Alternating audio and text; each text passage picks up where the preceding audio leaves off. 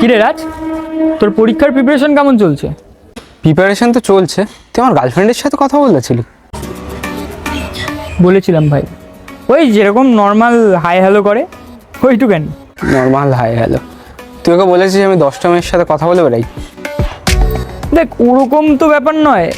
বলিস তো তুই সবার সাথেই কথা, তোর কমিউনিকেশন স্কিলটা ভালো, তুই সবার সাথে মিশতে পারিস। তো সেক্ষেত্রে বলেছি, সেটা যদি এবার তার মধ্যে যদি তোর মেয়ে বেশি থাকে, সেটাতে তো তোর দোষ নেই ভাই।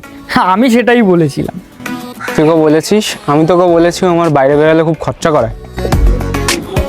এটা আমি বলেছি, এটা আমি শুধু তোর জন্য বলেছি। কেন বলেছি বল?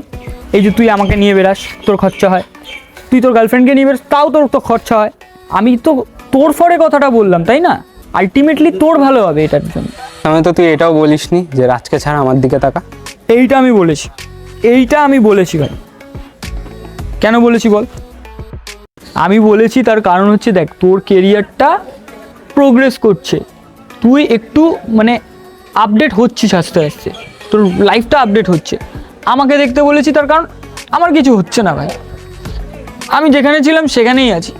না না, তুই ভাবছিস যে আমি তোর গার্লফ্রেন্ডকে নিয়ে খেলছি, তাই তো? হ্যাঁ, আমি ভাবছি তুই আমার গার্লফ্রেন্ডকে নিয়ে খেলছিস।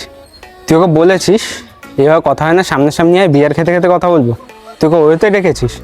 বলেছিলাম, ওরমভাবে কথা হয় নাকি কলিংয়ে? আমি বলছিলাম জয়ন্তদের ফ্ল্যাটে আয়, সামনাসামনি ফেস টু ফেস কথা হবে। জয়ন্তর ফ্ল্যাটটা ওতে ভাড়া খাচ্ছে। তাই না? তাই জন্যই মালটা বলছিল 500 টাকাটা ভাই অনলাইন করে দে।